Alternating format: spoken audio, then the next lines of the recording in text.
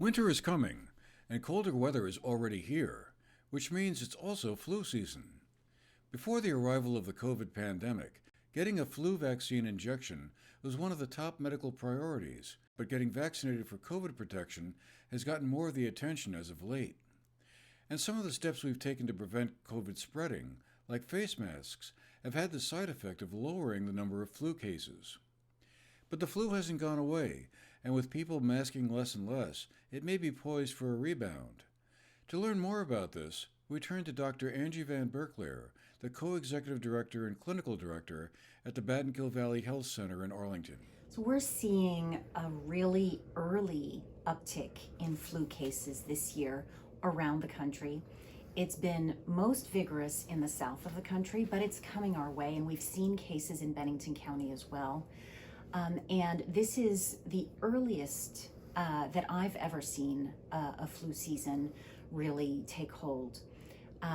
That's the bad news. The good news is that this year's vaccine is actually pretty well matched to the circulating variants. The Centers for Disease Control monitors the genetic makeup of the virus that is tested for, and this year's vaccine has good correspondence to the virus that's circulating, which means that if you get your flu shot, you'll be better protected than potentially in some other years where the match wasn't as good. And this is really important because so everyone should get a flu shot from 6 months and up. And there are very few people who really can't get a flu shot. People who've had a severe allergic reaction to it probably shouldn't. But even people who are allergic to eggs, for example, and whom we used to say, you don't have to, or you shouldn't get the flu shot. Today's flu vaccines have so little egg component that they're safe for most people. And there are also flu shots that don't contain any egg product at all, and so are safe for even those with the most severe egg allergies. And because there are so many cases, we've already had 12 children die this flu season from influenza. This is really unheard of. And children are particularly vulnerable to influenza. So getting your little ones vaccinated from 6 months of age up is really important. The other group that's really vulnerable to influenza are people 65 and older. But all of us in between can help those two populations by getting vaccinated so we don't spread it to them. We also asked about RSV, or respiratory syncytial virus. So the only connection is that they're both respiratory viruses that are readily spread in the community. RSV is a disease we've known about for a long time. And although adults get it too, we often don't test for it in adults because in most adults it causes symptoms that are like the common cold, maybe a little heavier than usual. And we get over it and move on with our lives. But in young children especially, and this year especially, now that we've had a few years where where very, very few respiratory illnesses were circulating because everyone was isolating and masking and schools were closed for good portions of the time and kids were being kept home when they were sick, a lot more children who would have been exposed in their early years to RSV have never seen it before. So their immune systems are completely new to this virus, and so they're much more vulnerable to being severely ill.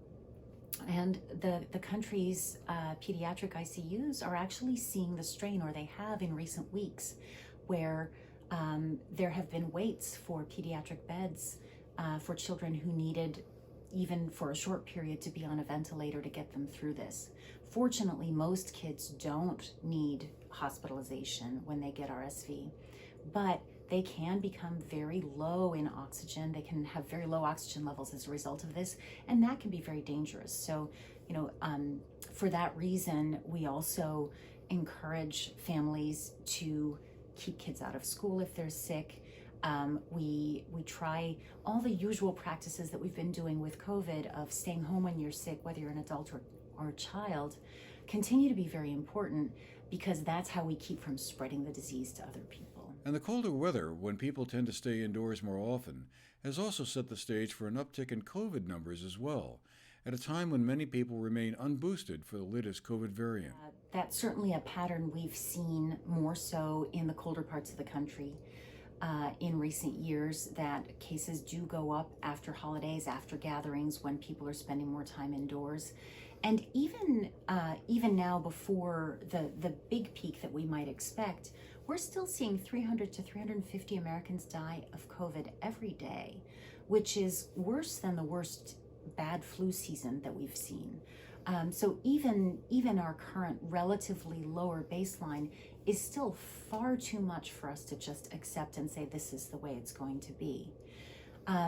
In Vermont right now, as of October, the circulating strains seem to be mostly the BA.5 Omicron version of the virus.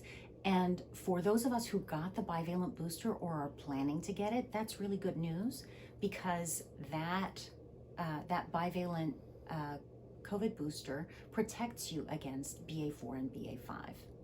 There are other newer variants that unfortunately are likely to be less well covered, and they are probably starting to circulate now. We don't have those results yet. And for that reason, so it's important to get vaccinated to protect you against the current circulating strains, at least as we understand them now. The protection isn't perfect, but it helps keep people out of the hospital, prevents deaths, and reduces your risk of long COVID, which from my perspective for the younger population is really critical. Even if your risk of hospitalization is very low, long COVID can be devastating. It can keep you from working, supporting your family, taking care of your children. It can really affect your mental function and your stamina. And so for those reasons, getting the COVID booster is important for all of us. And then all the other things that we're doing, particularly protecting those who are more vulnerable. If you have a 65-year-old or older in your family, in your circle, protect yourself so that you can protect them. Wear a mask if you're going to be indoors for prolonged periods in big crowds. Continue to wash your hands. The hand washing seems to be most effective against other viruses that spread by touching doorknobs and so on. But it's a good practice, avoiding touching your face, covering your cough, and again, staying home when you're sick. One of the things that I think is really important for us to remember with RSV, COVID, and influenza all potentially rising at the same time, our emergency departments and ICUs are already under some strain, and it could get a lot worse. And if those were the only things that they had to take care of, it might be okay, but it just isn't. People still have heart attacks and appendicitis and broken bones. And so we need to maintain the reserve that we have. And so it's up to all of us to protect ourselves from the things we can prevent, like infectious diseases, through vaccination, so that the ER is there for us or our loved ones when they have that critical event and they need the ER docs or an ICU bed. According to the Centers for Disease Control, between October 1st and November 19th of this year, there have been between 6 and 14 million flu cases in the U.S. Flu shots and COVID vaccines are widely and easily available. There's no point in dampening the holiday spirit when you don't have to. For the GNAT-TV News Project, I'm Andrew McKeever.